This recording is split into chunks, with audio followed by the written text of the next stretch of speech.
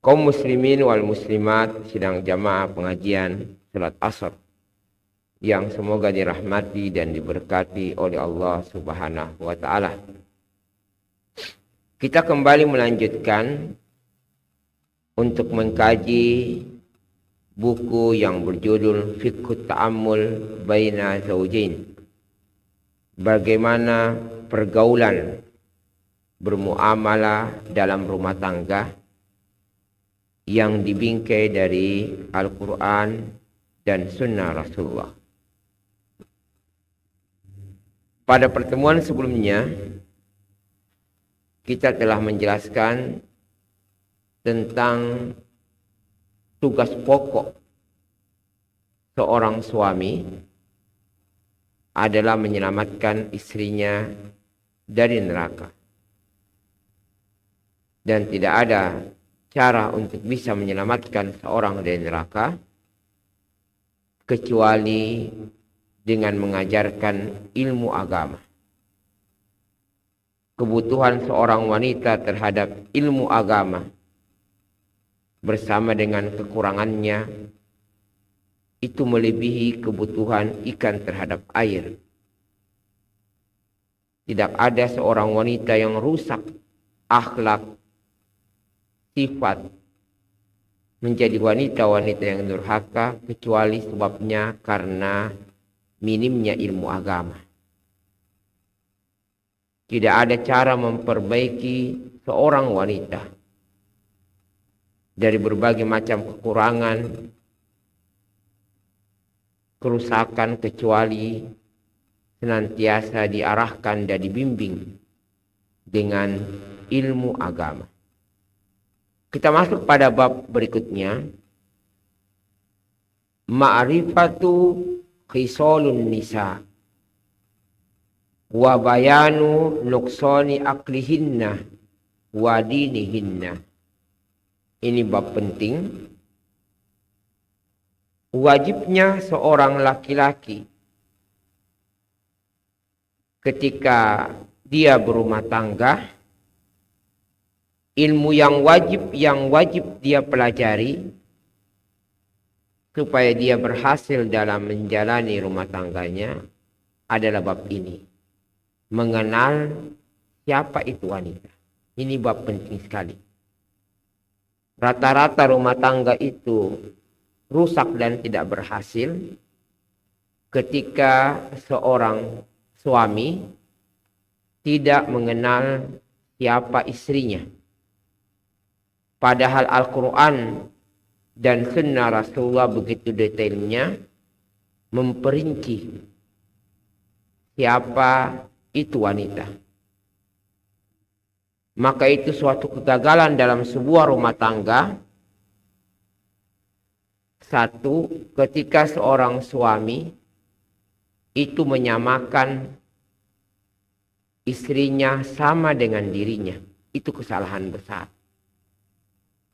Termasuk kegagalan dalam sebuah rumah tangga ketika seorang suami itu menyamakan istrinya dengan dirinya. Padahal Allah tegaskan, walaysa dzakaru kal unsa. Laki-laki itu tidak samalah dengan wanita. Maka jangan kamu samakan istrimu dengan dirimu. Ya, mungkin kamu terbiasa, terdidik dengan keras, kasar, tapi tidak bisa kamu terapkan kepada yang namanya wanita. Mungkin kamu sebagai seorang laki-laki sudah terbiasa yang namanya menderita, tapi mungkin tidak bisa diterapkan pada seorang wanita. Mungkin kamu sudah terbiasa yang namanya makan serba adanya, tapi itu mungkin tidak bisa diterapkan pada wanita. Walaysa dzakaru kal unsa. Karena laki-laki itu tidak akan sama dengan wanita. Maka itu biasanya salah satu faktor wanita minta cerai kepada suaminya ketika suaminya tidak mengenal siapa istrinya. Dia selalu menjadikan tolak ukur dirinya, seakan-akan dia menyamakan dirinya itu sama dengan istrinya. Ya. Biasa ada suami setelah dia berumah tangga, ya, dikasih tidur istrinya di lantai saja, tidak gunakan kasur. Dia katakan, saya biasa tidur di lantai tanpa kasur.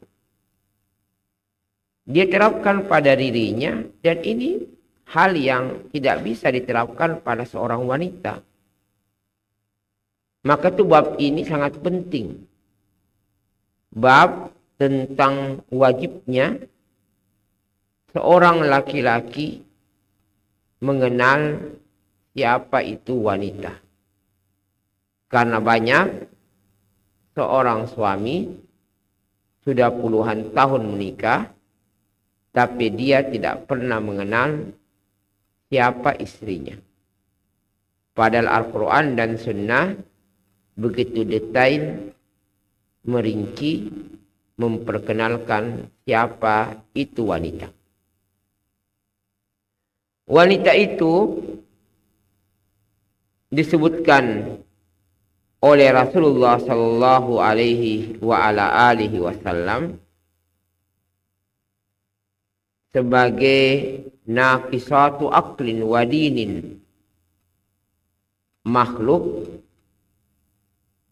yang kurang akal dan agamanya.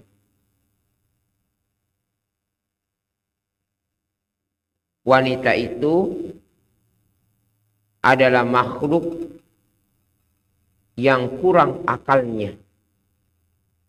Itu nampak dari kekurangan akal wanita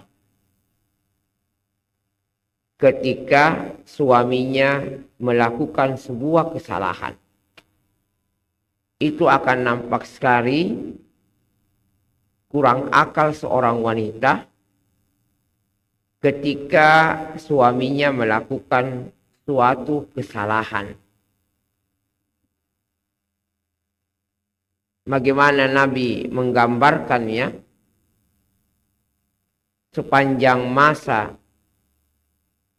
suaminya melakukan kebaikan untuknya, sepanjang tahun apa yang dia minta diberi,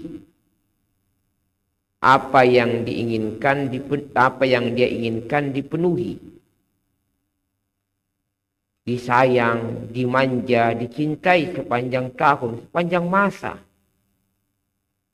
Tapi karena adanya satu kesalahan yang dilakukan oleh seorang suami, padahal itu mungkin kesalahan yang kecil, yang mungkin bisa hilang sekedar ditiup karena kecilnya. Tapi begitulah wanita, nampak kurang akalnya. Dengan mudahnya dia berkata, ma ra'aitu minka qattun. Saya tidak pernah melihat kamu berbuat baik kepada. Itu kan nampak sekali bahwa wanita itu kurang betul akalnya. Mudahnya dia berkata, saya tidak pernah melihat kamu melakukan kebaikan untuk. Itu nampak kurang akalnya wanita. Apalagi agamanya. Maka itu yang namanya wanita jarang bisa lepas dari yang namanya sifat kecemburuan.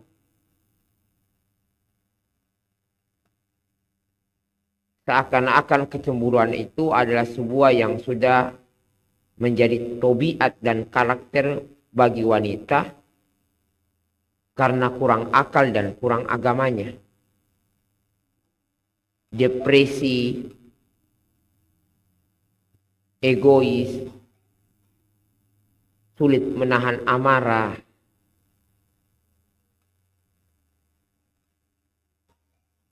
itu adalah semua sifat-sifat yang menunjukkan kekurangan akal dan kekurangan agamanya.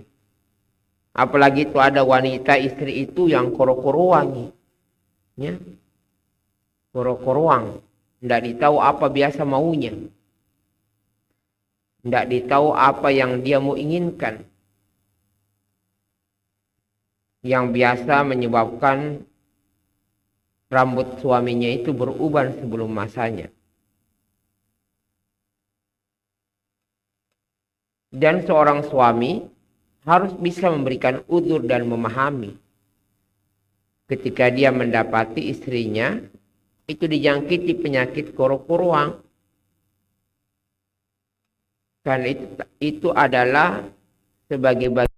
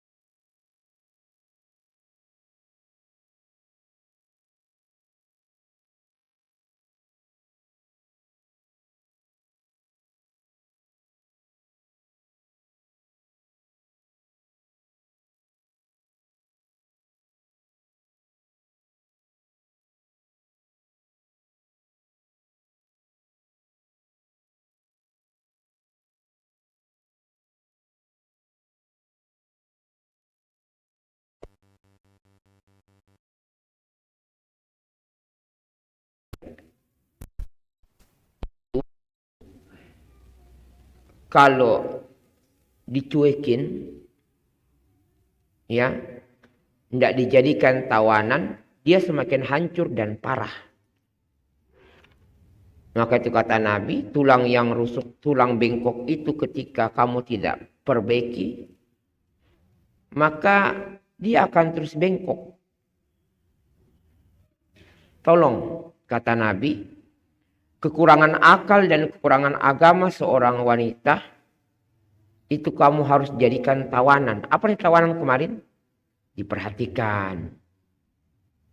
Ya, selalu diperhatikan, dinasihati, diarahkan, dibenarkan, dibimbing. Itu namanya awanun indakum. Ya, contoh seorang suami yang tidak menjadikan istrinya tawanan, contohnya dia berkata, kalau rusak, rusak kok. Kalau hancur, hancur. Ya, dia tidak menjadikan istrinya sebagai tawanan. Ya, yang harus selalu diperhatikan. Ya, dinasihati dan semisalnya. Kesimpulan kita bahwa seorang suami itu harus mengenal siapa istrinya, yaitu kurang akal dan kurang agamanya. Artinya butuh waktu dan proses memperbaikinya. Butuh kelemah lembutan, nasihat-nasihat yang indah untuk memperbaikinya. Maka itu selalu diingat, memukul itu sama sekali tidak pernah dibenarkan dalam Islam. Ketika memperbaiki wanita, Islam tidak pernah mengajarkan cara memperbaiki wanita itu dengan cara kekerasan, apalagi dipukul. Kalau seandainya mengharuskan dia memukul istrinya, itu banyak sekali syarat-syarat yang telah ditetapkan oleh para ulama. Nanti akan ada babnya. Ya, banyak sekali syarat-syarat yang harus terpenuhi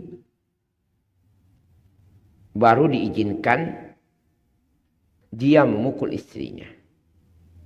Kalau kita memperhatikan syarat-syarat ini, kita akan menarik kesimpulan bahwa wanita itu tidak cocok untuk dipukul di dalam memperbaikinya. Dalam bab ini kita bisa juga mengambil faedah, selalu diingat bahwa setelah kita memahami, hai para suami, bahwa wanita itu, istri kita itu kurang akal dan kurang agamanya.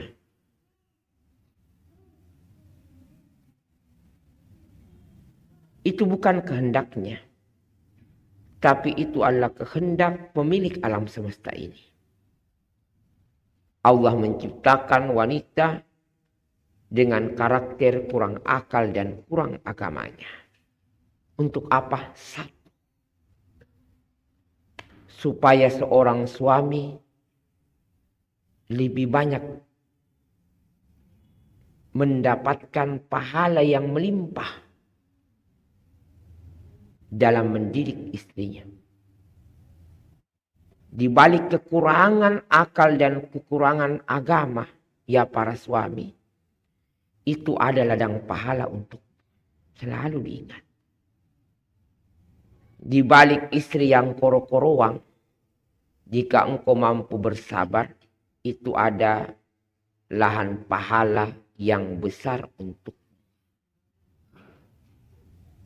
di balik kekurangan yang ada pada istrimu yang merupakan tabiatnya, itu adalah sebuah jalan untuk masuk ke dalam surga jika engkau mampu bersabar. Hal yang kedua, di balik kekurangan seorang istri, kurang akal dan kurang agamanya, dalam sebuah kondisi itu adalah sebuah kesempurnaan. Selalu diingat. Di balik kekurangan akal dan kurang agama seorang istri, itu ada suatu bentuk kesempurnaan. Betapa banyak suami-suami yang hebat itu lahir dari istri yang kurang akal dan kurang agamanya. Terbukti. Banyak itu suami-suami yang hebat itu lahir karena di belakangnya ada istri-istri yang kurang akal dan kurang agamanya. Banyak anak-anak menjadi penghafal Al-Quran. Banyak anak-anak menjadi alim ulama. Itu lahir dari rahim dari seorang wanita yang kurang akal dan kurang agamanya. Maka itu ya para suami, jangan terlalu terburu-buru, tergesa-gesa menceraikan istri kamu karena adanya satu sifat yang kamu tidak senangi padanya. Selalu diwaspadai oleh Nabi. La yafruku mu'minun mu'mina in kariha minha khuluqan radiha minha khuluqan akhar. Jangan terburu-buru menceraikan istrimu karena ada satu sifat yang kamu tidak senangi. Bisa jadi hari berganti hari, bulan berganti bulan, kamu akan dapati sifat-sifat yang baik, sifat-sifat yang jauh lebih banyak yang kamu ridhoi di balik kekurangannya. Ya. Sudah jelaskan kemarin ya, kita ulang lagi. Betapa banyak itu istri koro-koroang, tapi lombok-lomboknya enak.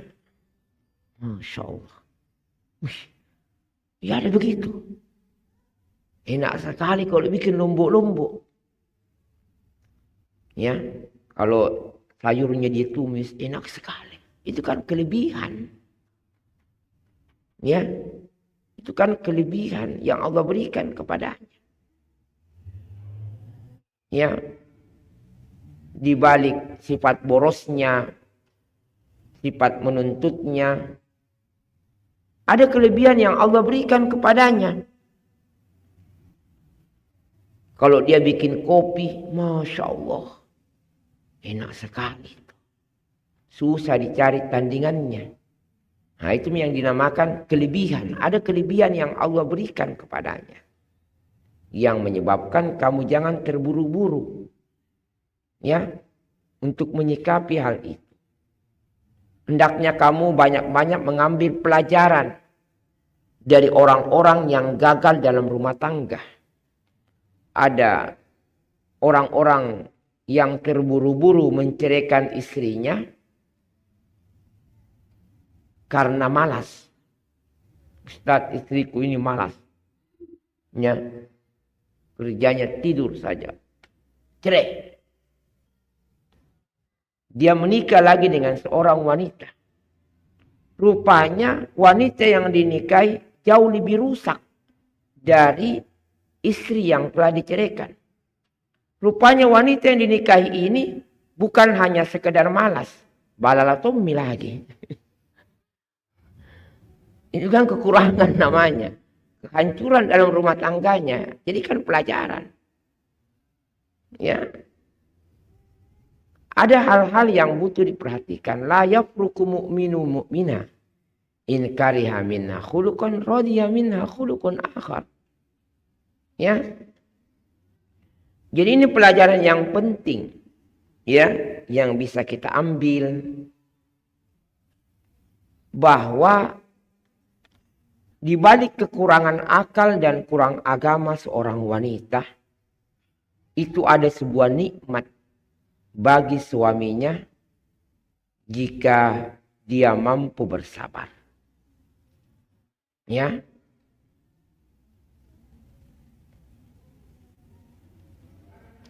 Rumah tangga itu akan terjadi perubahan sedikit demi sedikit. Ada proses hari-hari yang dia lalui. Biasanya adanya ombak-ombak, adanya kerikil-kerikil tajam, adanya ujian-ujian dalam rumah tangga itu biasanya di awal-awal dia menikah. 1 tahun, 2 tahun, 3 tahun itu biasa akan muncul. Ujian-ujian itu yang datang silih berganti. Apalagi kalau istrinya adalah wanita yang dimanja oleh ayahnya. Yang tidak terbiasa menderita. Ya, tiba-tiba dapat suami yang miskin. Itu kan ujian nantinya. Ya. Di awal-awal seorang menikah. Itu pasti akan ada ujian-ujian yang besar dalam rumah tangganya. Ya. Hendaknya seorang suami itu selalu bersifat ta'anni. Tidak terburu-buru. Tidak tergesa-gesa memutuskan perceraian. Karena banyak ikhwah seperti itu ya. Baru 1 bulan menikah, 2 bulan datang Ustaz mau cerai istriku. Ya, sifatnya begini, mengecewakan begini dan begini. Padahal baru 1 bulan menikah. Ya, padahal sebenarnya butuh waktu. Butuh yang namanya waktu. Dan itulah hal yang biasa. Hal yang diberikan uzur karena baru 1 bulan. Karena pernikahan itu asalnya sebenarnya mengumpulkan 2 karakter manusia yang berbeda. Mengumpulkan 2 sifat yang berbeda. 2 fisik yang berbeda. 2 sifat yang berbeda. Saya tanya, kalau mau menggabungkan sesuatu yang berbeda, butuh waktu tidak? Ayo jawab. Butuh waktu tidak? Butuh waktu. Proses yang lama. Baru 2 bulan menikah, datangin Ustaz. Pokoknya mau cerai suami istriku. Begini dan begini. Padahal butuh sabar saja waktu. Butuh proses. Itu istriku bikin pusing kau Ustaz. Pusing kak. Apa yang bikin pusing kamu? Tidak ada itu orang menikah. Kecuali pasti pusing. Laki-laki itu kalau sudah punya istri dan anak, sudah masuk rumah tangga, itu pasti pusing. Kalau kamu tidak mau pusing sebagai laki-laki, ya jadi jomblo saja. Karena jomblo tidak ada pusingnya. Apa yang dia pusingkan? Tapi kalau ada orang sudah berkeluarga tidak mau pusing, itu hal yang kurang wajar. Karena yang namanya pusing dalam rumah tangga itu adalah hal yang pasti dia lalui. Semakin engkau pusing dalam rumah tangga, itu semakin banyak nilai pahala yang kamu dapatkan. Selama pusingmu itu adalah pusing kebaikan. Jadi tidak usah minta lo khawatir kalau banyak pusing dalam rumah tangga. Karena pusingmu itu insya Allah bernilai pahala. Selama pusingmu itu hanya berputar pada keluargamu. Bukan keluarga orang lain. Kalau keluarga orang lain kau pusingkan, itu tidak bernilai pahala. Selama yang kamu pusingkan itu, yang kau pikirkan.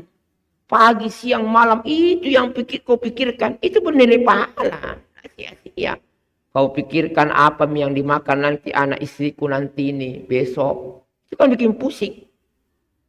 Rumah kontrakan belum dibayar. Itu kan bikin pusing. SPP anak-anak menunggak, itu kan bikin pusing. Iya, voucher listrik sudah hampir habis, itu kan bikin pusing. Tunggakan cicilan, ya, sudah mau ditarik, itu kan bikin pusing. Mau menikah lagi belum diizinkan, itu juga bikin pusing. Selama itu pusingmu itu mengarah ke rumah tangga, istri dan anakmu, itu bernilai pahala semuanya. Tidak ada tidak bernilai pahala. Jadi biasa kita nasihati kepada para suami ya. Padahal sebenarnya rumah tangganya itu baru jadi awal-awal. Itu kalau dia menghadapi masalah rumah tangganya, seakan-akan kayak mumi mati. Wajahnya kusut, cemberut, pucat, lemah. Padahal masalahnya itu masalah kecil. Yang sebenarnya kalau dia diamkan saja selesai masalah. Dengan diamnya dia, itu masalah selesai. Tapi karena dia tidak memahami apa itu wanita, ia jadi seperti ini. Kalau ada masalah dalam rumah tangganya, itu seakan-akan menjadi beban hidup baginya. Padahal kita perlu ketahui ya, selalu dipahami. Rumah tangga yang kuat dan hebat, itu lahir berawal dari rumah tangga yang penuh dengan ujian dan cobaan. Saya ulangi, rumah tangga yang kuat, kokoh dan hebat, itu berawal dari sebuah rumah tangga yang penuh dengan ujian dan cobaan. Demi Allah, tidak menghasilkan itu ibu-ibu yang hebat, kuat dan kokoh dalam rumah tangga, itu dari rumah tangga yang tenang. Semakin dia menghadapi rumah tangganya penuh dengan masalah, akan melahirkan ibu-ibu yang kuat dan kokoh sebagai seorang istri. Begitu juga seorang laki-laki. Tidak akan menghasilkan suami-suami yang dewasa, yang hebat dari rumah tangga yang tenang. Kalau kamu ingin lihat ya, suami yang dewasa itu lihat ketika dia diuji oleh Allah dalam rumah tangganya. Saya ulangi. Kalau kamu ingin lihat seorang suami yang dewasa dalam rumah tangga, lihat ketika dia diuji. Kalau kamu ingin lihat seorang suami yang hebat dalam rumah tangga, lihat ketika dia diuji. Lihat ketika dia diuji. Karena ujian dalam rumah tangga itu akan membentuk suami-suami dan istri yang hebat. Jadi kalau ada masalah dalam rumah tangga, tak ibu-ibu, bapak-bapak, santai miki. Dunia jini. Santai saja, dunia ji. Bahkan biasa kalau ada ikhwah ya, yang sedikit-sedikit, ya, tidak kenal siang, tidak kenal malam, menelpon, mengadu, Ustaz, saya punya masalah rumah tangga begini dan begini, bagaimana begini, begini dan begini. Biasa solusinya sudah, tambah istrimu lagi, kawin lagi. Supaya kau tambah pusing. Selama pusingmu, pusing baik. Karena kau tidak akan bisa selamat dari yang namanya pusing dalam rumah tangga. Pasti kamu akan hadapi. Kapan seorang ini tidak akan pusing di dunia? Ketika seorang awal melangkahkan kakinya di mana? Di surga. Istirahat nanti itu di surga. Selama kamu tinggal di dunia, pasti ujian dan cobaan itu pasti ada. Tidak mungkin tidak. Mustahil. Orang berumah tangga tidak ada problematika, itu mustahil. Mustahil dalam rumah tangga itu tidak ada masalah. Itu mustahil, pasti ada masalah. Ada kalanya masalah itu membawa nikmat. Selalu diingat, kata para ulama dicatat. Termasuk dalam ilmu yang wajib diketahui oleh seorang yang berumah tangga, Ini ilmu wajib. Harus dia hafalkan, amalkan, terus diingat. Apa itu? Firman Allah, inna ma'al usri yusra. Di setiap kesulitan itu pasti ada kemudahan. Itu ilmu wajib dipahami. Ummahat selalu diingat. Ilmu wajib yang harus kamu ilmui dalam rumah tangga. Inna ma'al usri yusra. Di setiap kesulitan itu pasti ada kemudahan. Allah tidak pernah menjamin kita selamat dari ujian dan cobaan. Tapi Allah itu menjamin ya. Ini jaminan Allah. Siapa yang ragu bisa mengantarkan kepada kekafiran. Dia ingkari Al-Quran. Siapa yang ragu ini? Allah jamin itu. Allah yang menjamin. Jangan ragu. Inna ma'al usri yusra. Ayo apa artinya? Apa artinya? Coba semuanya. Di setiap kesulitan ada apa? Kemudahan. Itu jaminannya. Kalau ada yang ragu, berarti dia mengingkari Al-Quran. Inna ma'al usri yusra. Di setiap kesulitan itu ada kemudahan. Tidak usah terlalu berlebih-lebihan dalam menyikapi sebuah masalah dalam rumah tangga yang mungkin dengan diamnya kamu, dengan mengalahnya kamu, masalah itu selesai. Karena hakikatnya istirahat itu di surga. Istirahat dari kelelahan. Istirahat dari keletihan. Itu nanti di surga. Selama engkau masih di dunia, engkau akan mendapati yang namanya kelelahan dan keletihan. Bahkan ketahuilah, kelelahan dan keletihan di dunia adalah salah satu penyebab orang masuk ke dalam surga. Itu ingat umat. Kelelahan dan keletihan ketika di dunia itu salah satu sebab Anda masuk ke dalam surga. Nabi bersabda, huffatil jannah bil makarih. Surga itu dimasuki, didapatkan, diperoleh dengan kelelahan dan keletihan. Ingat gitu. Bisa jadi ujian dan cobaan dalam rumah tangga itu tanda Allah cinta kepadamu supaya kau masuk ke dalam surga. Fatil jannatu bil makari.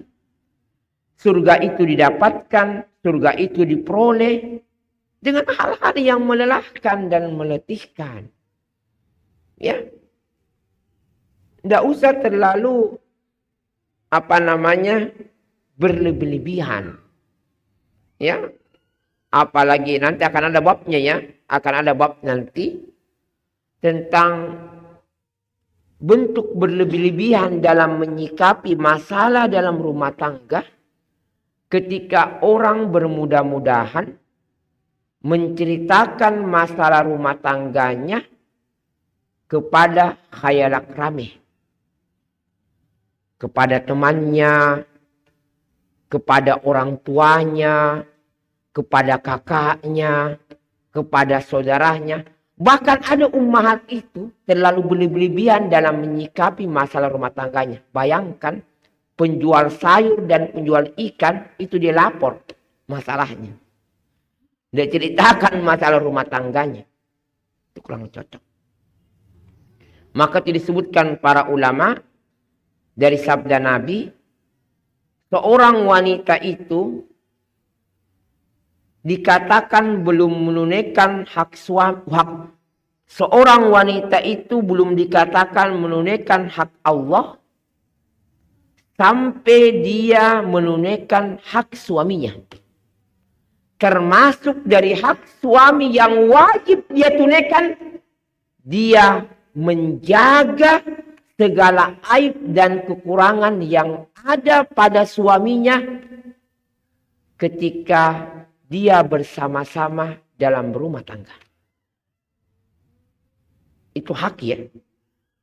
Ustadz, Sampai kapan saya menjaga aib dan kekurangan suamiku? Sampai kapan Ustaz? Apakah kalau saya sudah cerai dengan dia, bisa Mi?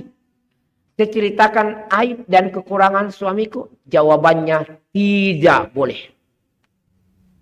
Status mantan suami tetap dijaga kekurangan dan aibnya. Padahal mantan. Bayangkan. Ingat kumat. Mantan suami saja, mantan suami kamu.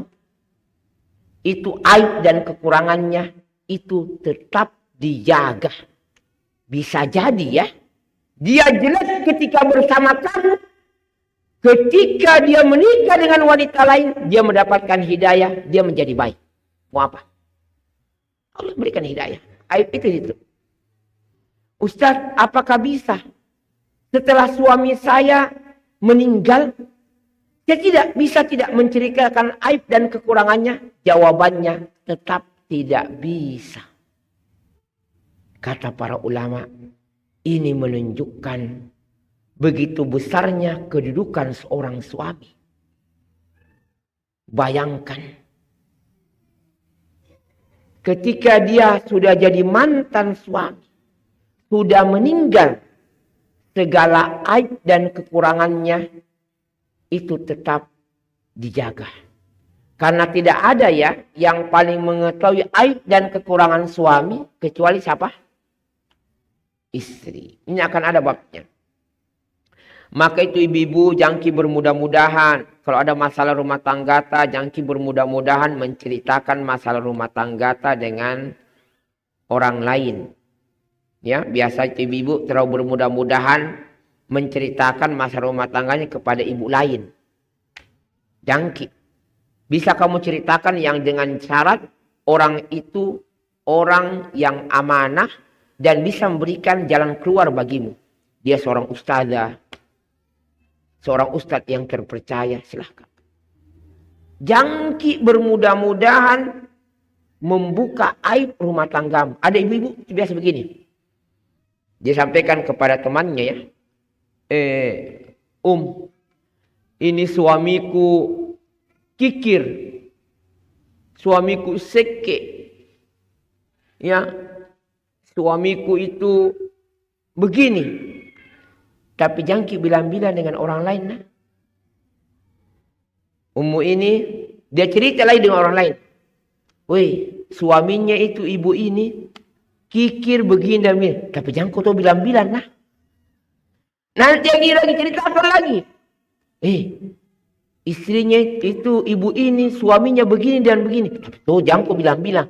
100 kali dia sampaikan, jangan kau bilang-bilang. Sama aja semua.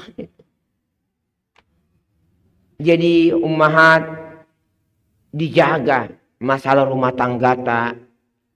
Jangan bermudah-mudahan menceritakan aib dan masalah rumah tanggamu kepada siapapun. Ya. Sidang jamaah pengajian yang semoga dirahmati dan diberkati oleh Allah Subhanahu wa taala. Kita bisa menarik kesimpulan.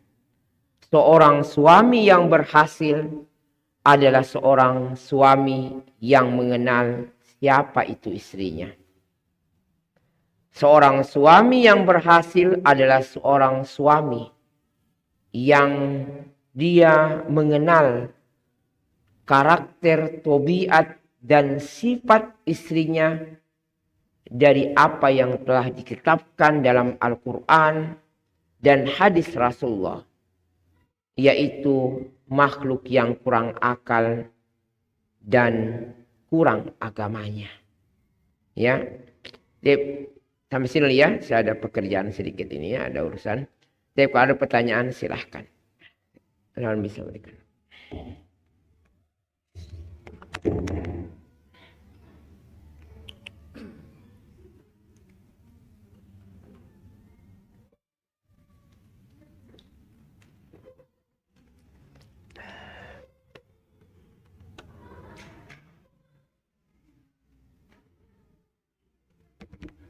Dari pertanyaannya?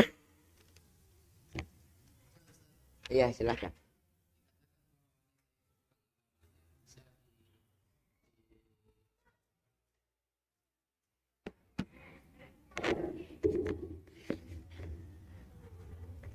Iya, pertanyaan yang bagus, kita belum jelaskan. Termasuk dari wanita yang kurang agamanya, bukankah ketika dia haid, dia tidak sholat? Bukankah ketika dia haid, dia tidak berpuasa? Bukankah ketika dia haid, dia tidak dibolehkan tawaf di Ka'bah Baitullah? Bukankah ketika dia haid, dia dibatasi untuk berinteraksi dengan Al-Quran? Begitu kan ya? Banyak hukum-hukum yang akan terikat dengannya ketika dia haid.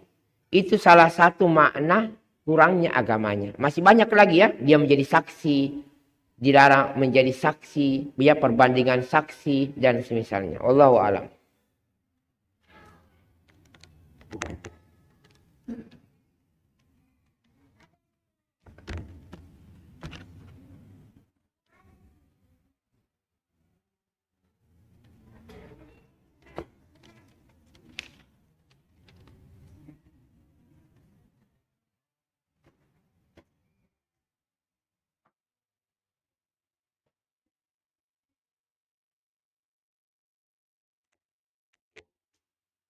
Bagaimana menyikapi suami yang ingin menceraikan istrinya karena masa lalu istrinya dan selalu mengungkit-ungkit masalah tersebut? Orang itu kalau sudah menikah, masa lalu ditutup. Bukankah Allah Maha Pengampun? Ketika seorang sudah bertobat, Allah akan menerima tobatnya, mengampuni dosa-dosanya. Yang berlalu biarlah berlalu. Orang itu kalau sudah menikah, lembaran lama ditutup, kita membuka lembaran baru. Bukan sebagai alasan seorang suami menceraikan istrinya karena adanya masa lalu yang buruk. Kita semua punya masa lalu yang buruk. Tidak ada selamat dari masa lalu yang jelek. Sebaik-baiknya orang yang melakukan sebuah dosa adalah orang yang bertobat.